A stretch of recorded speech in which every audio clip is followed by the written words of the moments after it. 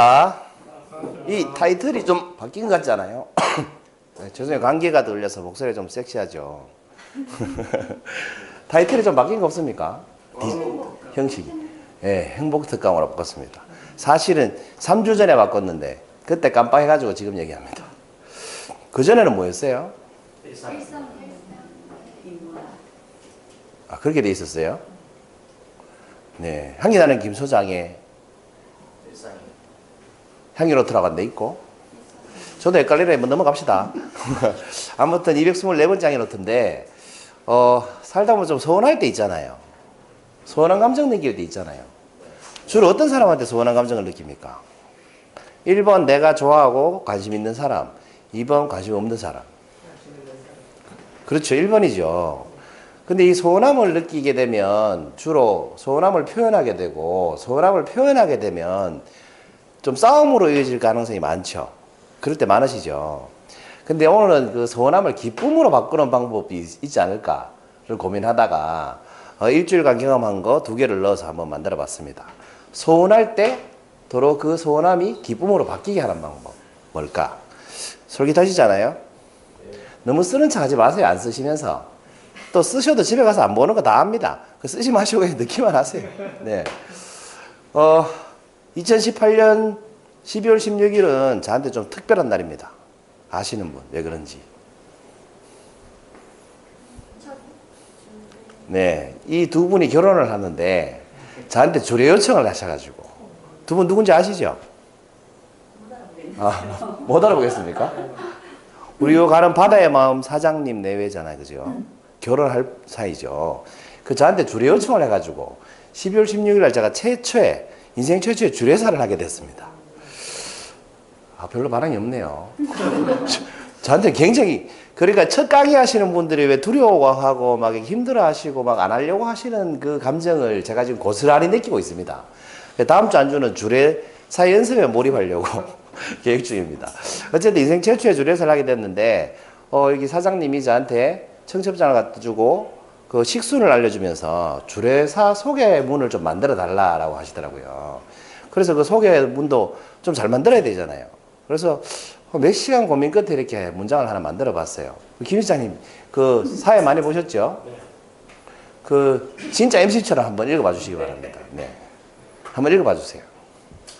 오늘 주례를 맡아주실 주례 선생님은 KBC 대경연구소 김병철 소장님이십니다.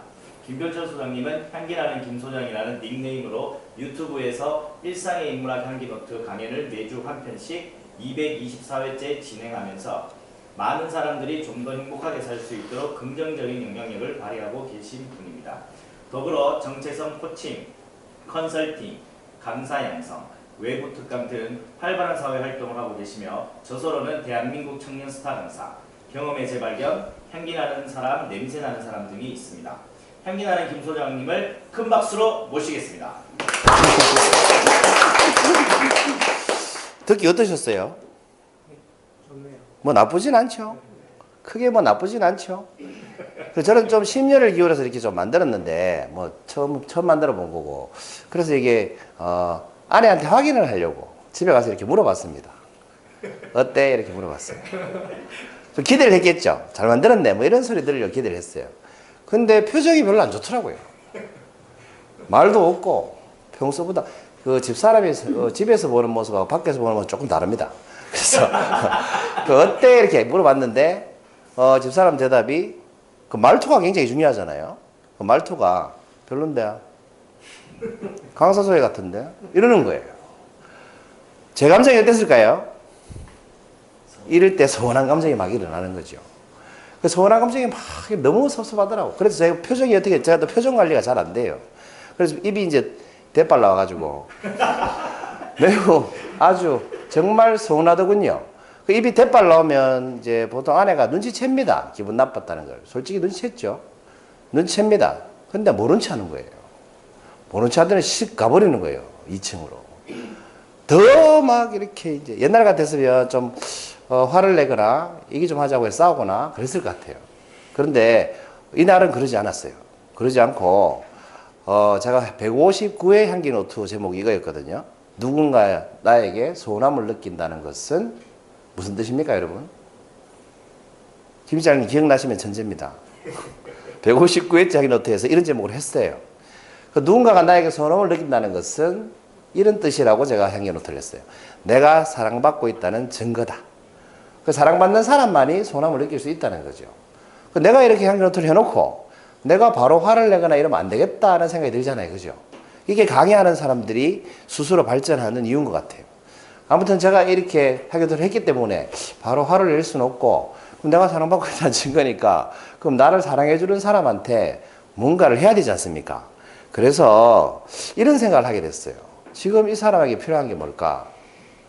그 왜 저렇게 무뚝뚝한 목소리를 저렇게 하는 걸까? 생각해 보니까 요즘 일이 많고 매일 밤새고 또 새벽에 일찍 일어나서 애들 챙기고 또 아침도 거의 못 먹고 출근하고 뭐 이런 모습을 보이더라고요. 아, 그래서 스트레스를 좀 많이 받는구나 하는 생각이 들었어요. 근데 저는 또 서운함이 풀리질 않아 잠도 안 오고 화도 나고 근데 이런 생각은 들고 그래서 뭘 할까를 고민하다가 이 사람에 필요한 게 뭔지를 생각해 보니까 아침 준비를 내가 대신 해 놓으면 도움이 되겠구나 이런 생각이 들었어요. 그래서 10시 넘어가지고 자다 말고 일어나가지고 잠도 안 오고 나와서 막 볶음밥을 하기 시작했어요. 그랬더니 이제 옆에 와가지고 아내가 뭐 해? 라고 묻길래 아침 식사 이랬어요. 아침 식사 이렇게 얘기했어요. 말하기도 싫은데 화가 나면 말하기 싫잖아요. 무뚝뚝 아침 식사 이랬어요. 그랬더니 아까 그 별론데라고 하던 사람은 어디 간지 없고 갑자기 어머 진짜 와 이러면서 막 분위기가 완전 다른 목소리로 얘기를 하는 거예요. 리얼리티하게 한번 해보실래요? 근데 저는 아무튼 지옥과 천당이었어요. 분위기가 너무 좋아하는 거예요. 그래서 이제 볶음밥을 다 해놓고 햄 볶음밥이었어요. 이거보다 훨씬 맛있겠어요. 사진을 안 찍어놔가지고 아무튼 이렇게 해놓고 나니까 그 다음날 아침에 애들 먹이고 싶잖아요. 제가 한 거니까 애들도 늦잠 자면 아침 안 먹고 가지 않습니까? 평소와 다르게 일찍 일어나가지고 볶음밥 다시 데폈어요. 후라이팬에 다시 데우고 밥그릇에 퍼가지고 먹여서 보내려고 애쓰고 그랬었습니다. 그 좋아하니까 요리를 해서 다른 사람이 맛있게 먹어주니까 되게 기분이 좋대요. 아, 그래서 사람들이 요리를 하는구나. 그래서 바로 어제입니다. 또 다른 요리에 제가 도전을 했어요. 이겁니다. 뭘까요? 단톡방에 제가 올려놨었죠. 닭도리탕 아닙니다. 닭도리탕은 붉은색이고, 예, 찜닭을 했습니다. 찜닭. 이게 백종원 레시피의 찜닭입니다. 그래서 이제 찜닭을 이렇게 재료를 넣고 끓이기 시작하면 이렇게 맛있는 찜닭이 되죠. 이렇게 찜닭을 생전 처음으로 한번 만들어 봤어요. 그 최초로 하는 게 참 많네, 12월 달에는. 최초로 찜닭을 한번 만들어 봤습니다. 근데 해놓고 나서 보니까 너무 맛있는 거예요. 제가 먹어도 너무 맛있는 거예요. 그래서 제가 그 국물을 남겨놨다가 오늘 아침에 제가 밥 비벼 먹고 나왔어요. 제가 비벼 먹으면서 혼자 밥 먹었는데 혼자 먹으면서도 이렇게 맛있을 수가 그러면서 셀프 감탄을 하면서 먹고 나왔습니다. 요 재료를 살펴보면 이렇게 재료가 들어가거든요. 당근, 양파, 고구마, 감자 이게 닭 빼고 부재료가 이렇게 들어갑니다. 핵심이 양념 빼고 이걸 이제 구분을 해보면 이렇게 구분할 수 있어요. 당근, 양파, 고구마, 감자 그 다음에 고추, 버섯 이렇게 구분할 수 있어요. 뭐가 다를까요? 제가 뭘 기준으로 구분했을까요? 그렇습니다. 역시 살림에 관심이 있으신 분들이 잘 아시네요. 이게 붉은색으로 표시된 부분은 빨리 넣어야 되는 거예요. 왜? 잘 안 익으니까. 그 다음에 파란색으로 표시된 부분은 나중에 마지막에 넣어야 돼요. 왜? 금방 익으니까. 근데 반대로 넣으면 어떻게 되겠어요? 이제 찜닭이 맛이 없어지는 거죠.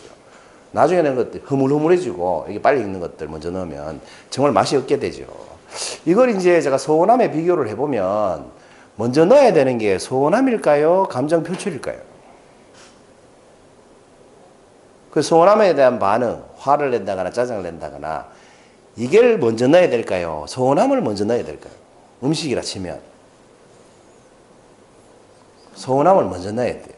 서운함을 먼저 넣으면 이 서운함이 점점 익어가면서 시간이 이게 서운함을 감정을 금방 느꼈을 때 바로 표출하면 싸움이 되잖아요. 그런데 이렇게 늦게 있는 음식 재료처럼 서운함을 먼저 넣고 끓이면 어떻게 돼요? 이게 다 익을 동안 그 서운함이 점점 사라지고 다른 생각을 하게 된다는 거죠. 그래서 감정 표출은 나중에 서운함은 먼저 이렇게 해야 된다는 거죠. 그러니까 오늘 제목이 뭐였습니까? 소원함을 기쁨으로 바꾸는 2단계라고 그랬잖아요. 첫 번째 단계는 소원함을 느낄 때 소원함을 먼저 음식이라고 가정을 한다면 먼저 충분히 익혀야 된다는 거예요. 내가 왜 소원함을 느끼는 건지 생각해보고 저 사람은 왜 나를 소원하게 하는 건지 생각해보고 이렇게 익어가는 과정이 필요하다는 겁니다. 그러면 상대방이 왜 저럴까를 생각하게 되고 뭘 해줄 수 있을까를 오히려 반대로 생각할 수 있게 되더라는 거죠. 찜닭할 때처럼. 이게 1단계입니다. 또 다른 얘기를 하나 해드릴게요. 2단계를 위한 힌트. 그리고 어제 낮에 어떤 분이 전화가 오셨어요. 제가 아는 형님인데 그분은 저를 병철 이렇게 불러요. 병철 자전거 타러 가자 이렇게 전화가 오셨어요. 여러분 MTB 아시죠? 그리고 자전거 MTB 저 MTB입니다. 저 MTB를 가지고 산에 한번 가고 싶었는데 한 번도 못 갔어요. 평생. 그래서 진짜 산에 한번 가보고 싶었는데 그분이 이제 MTB를 타고 산을 자주 다니시는 분이에요. 동호 활동도 하면서. 그래서 산에 한번 따라가 보고 싶은데 마침 전화가 오셔서 가자 하시더라고요. 그래서 낮에 갔어요. 갔는데 여기 매여마을이라고 아십니까? 여기 혁신도시 뒤편에 보면 매여마을이라고 있어요. 신서혁신도시 있죠? 그 뒤에 넘어가면 이렇게 산이 있는데 그 산길이 이렇게 매여마을 입구를 통해서 쭉 이어져 있습니다. 초래봉으로도 이어져 있고.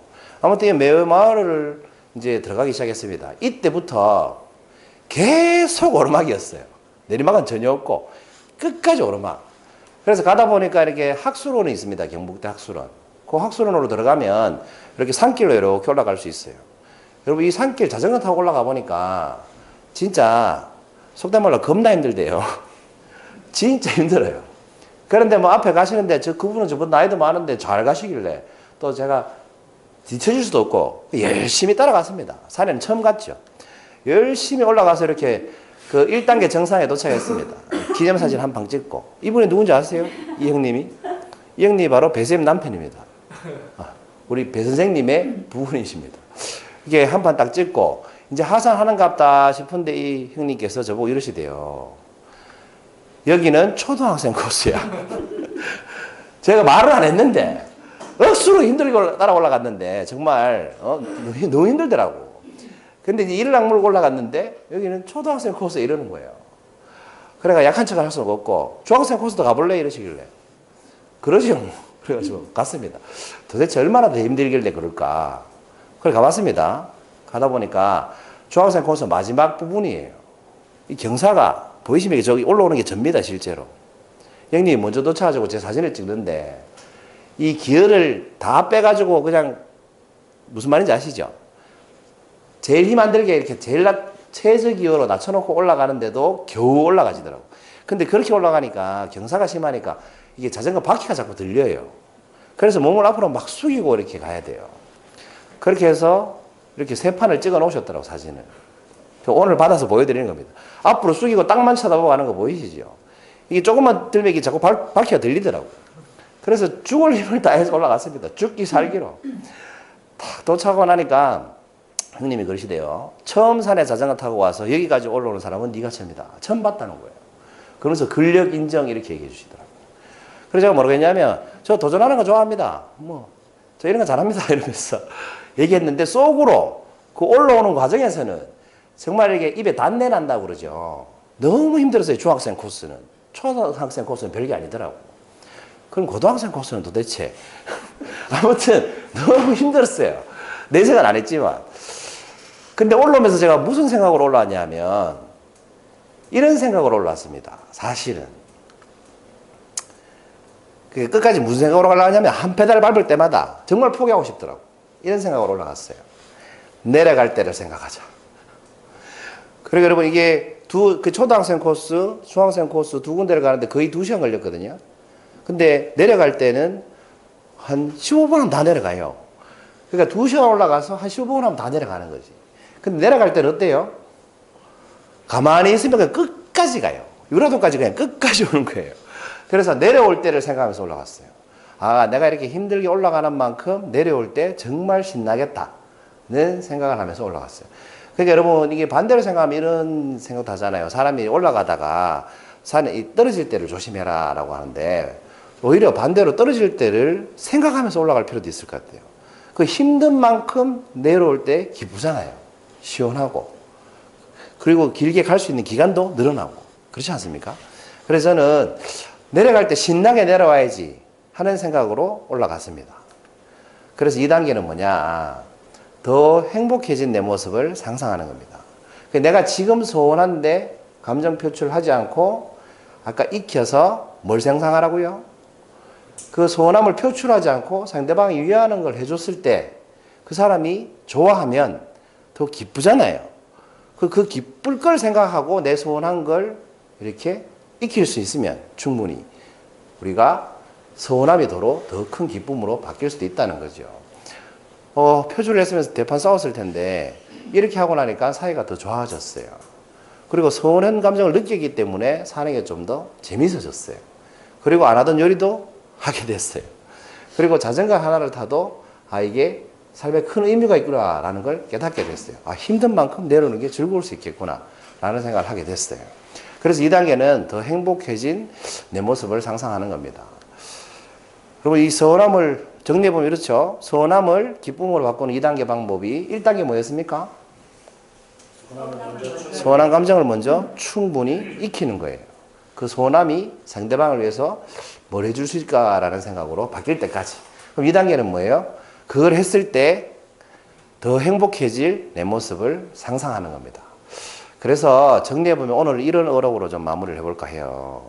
인간관계에서 서운함이 생긴다는 것은 그로부터 사랑받고 있다는 증거고 더 성숙한 사랑할 수 있는 기회가 왔다는 뜻이다 라고 정리를 하고 마치겠습니다. 감사합니다.